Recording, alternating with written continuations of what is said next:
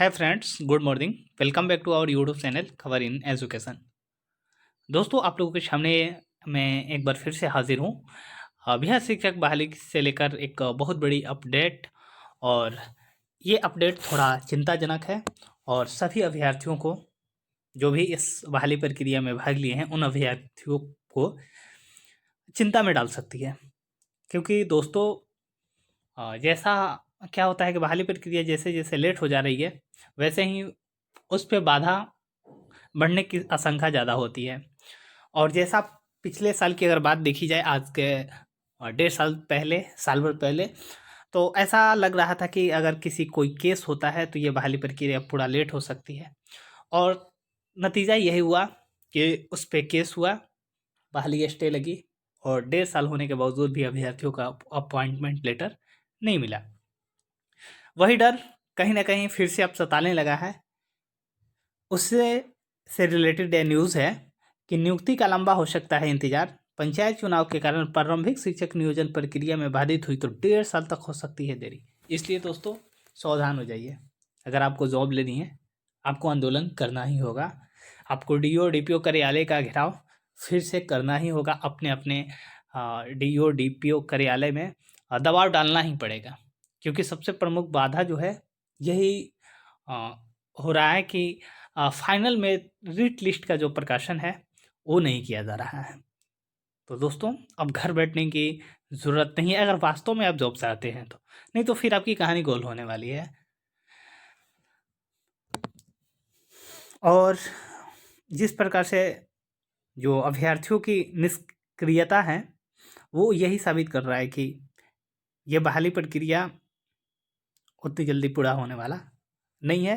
क्योंकि अभ्यर्थी भी, बहुत सारे अभ्यर्थी, 80% अभ्यर्थी सोए हुए हैं। 10% ऐसे अभ्यर्थी हैं कि जो चाह रहे हैं कि ये बहाली प्रक्रिया किसी तरह से पूरी हो जाए।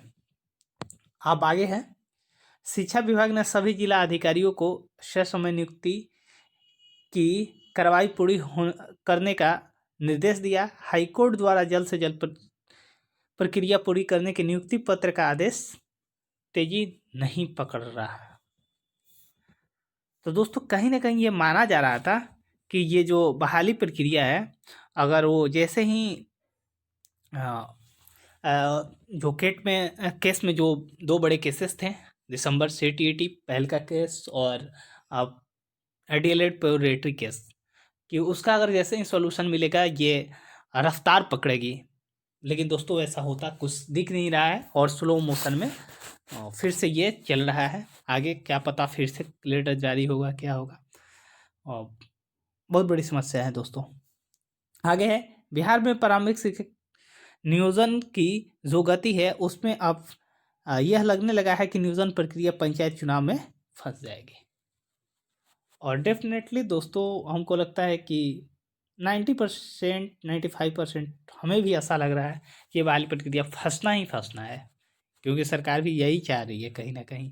सिर्फ जिस समय केस था तो ऐसा एग्रेसिव दिखाई दे रही थी सरकार और अधिकारी की, नहीं, अगर केस ही बाधा है और कुछ बाधा नहीं है। लेकिन अब सरकार भी कहीं ना कहीं सुस्त दिखाई दे रही है। राज्य में पंचायत चुनाव अगले साल मई जून में हो सकता है।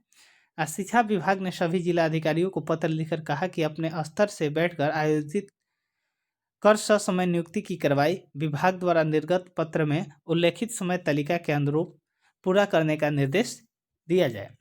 जिला स्तर पर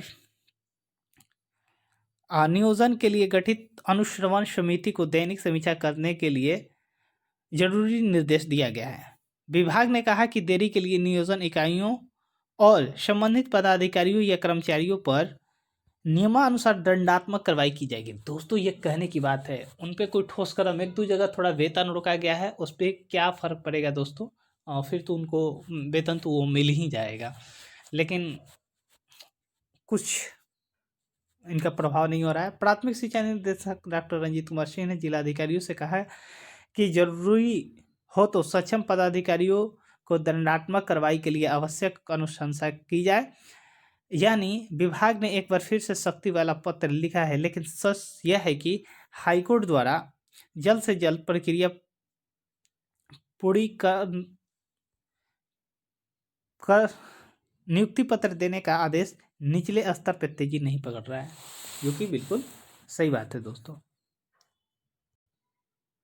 अब आगे है कि राज्य में पंचायत चुनाव मई जून में हो सकता है और इसकी प्रक्रिया काफ़ी पहले ही शुरू हो जाएगी, यानी कि आपका मार्च से इसका रफ्तार चुनाव का देखने को आपको मिल सकता है।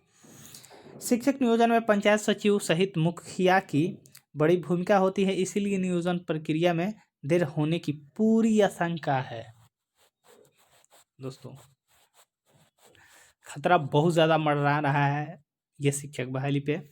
अगर पंचायत चुनाव की वजह से नियोजन प्रक्रिया पूरी होने में देरी हुई तो आगे 1-1.5 साल देरी हो सकती है। दोस्तों, डिसाइड अब आपको ही करना है। अब अभ्यर्थियों में आग लगना चाहिए कि किसी भी तरह से पूरी हो। डर कर घर पे बैठने के समय खत्म हो चुका है। सब कुछ समय से हुआ तो मार्च से पहले नियोजन प्रक्रिया पूरी करके नियुक्ति पत्र मिलने की उम्मीद नहीं दिख रही है।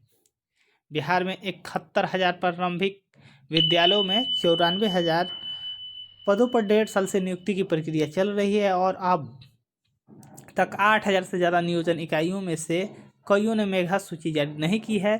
शिकायत यह भी मिल रही है कि कुछ नियोजन इकाइयों ने जो अपलोड किया है वह पढ़ने जाने लायक नहीं है। बिल्कुल दोस्तों, कुछ तो नियोजन इकाइयाँ सीरियल वाइज मेधांक के अनुसार भी नहीं जारी की है और कुछ इतना धुंधला कर रही है कि आप पढ़ नहीं पाइएगा। बिहार राज्य प्राथमिक शिक्षक संघ के सचिव प्रेमचंद्र कहते हैं कि विभाग की ओर से पत्र जारी किया गया है, उस अनुसार तेजी आ जाए तो अच्छी बात है, लेकिन जिस धीमी गति से काम चल रहा है उससे लगता है कि पंचायत चुनाव में नियोजन प्रक्रिया फंस जाएगी। सरकार ने नियोजित शिक्षकों को चुनावी शिक्षा बना दिया है। बात बिल्कुल सही है दोस्तों। प्राथमिक शिक्षा के निदेशक डॉक्टर रंजीत कुमार सिंह कहते हैं कि हम चाहते हैं कि पंचायत चुनाव से पहले प्राथमिक शिक्षक नियोजन की प्रक्रिया पूरी कर नियुक्ति पत्र अभ्यर्थियों को दे दिया जाए। इसके लिए जिला पदाधिकारी सहित शिक्षा अधीक्षकों को पत्र लिखा गया है। देखिए दोस्तों, कहीं ना कहीं अगर रंजीत सर की बात कही जाए तो रंजीत सर इसमें एग्रेसिव दिख रहे हैं, इसमें दो राय नहीं है। अगर इनके बस का होता और सब कुछ इन्हीं के हाथ में होता दोस्तों, तो हमें ऐसा लगता है कि ये बहाली प्रक्रिया बहुत जल्द पूरी हो जाती। पर इनके साथ जो और अभी अधिकारी हैं, खासकर निचले स्तर के अधिकारी, वो इतने ज़्यादा मनमानी हैं। और दोस्तों, एक बात और मैं बता दूं कि अगर ये बहाली प्रक्रिया को लटकाया जा रहा है नियोजन इकाइयों द्वारा निचले स्तर पे, तो वो कहीं ना कहीं गलत काम होने वाला है। कुछ ना कुछ तो गड़बड़ है ही दोस्तों। खैर, कुछ भी हो, फिर से अगर आपने इस चैनल को सब्सक्राइब नहीं किया है तो सब्सक्राइब करके बेल आइकन दबा लीजिए, ताकि अगर इस प्रकार का कोई भी अपडेट हो तो उससे आप बचे नहीं। और फिर मिलते हैं एक नई वीडियो में नई जानकारी के साथ। तब तक के लिए जय हिंद, थैंक यू, धन्यवाद।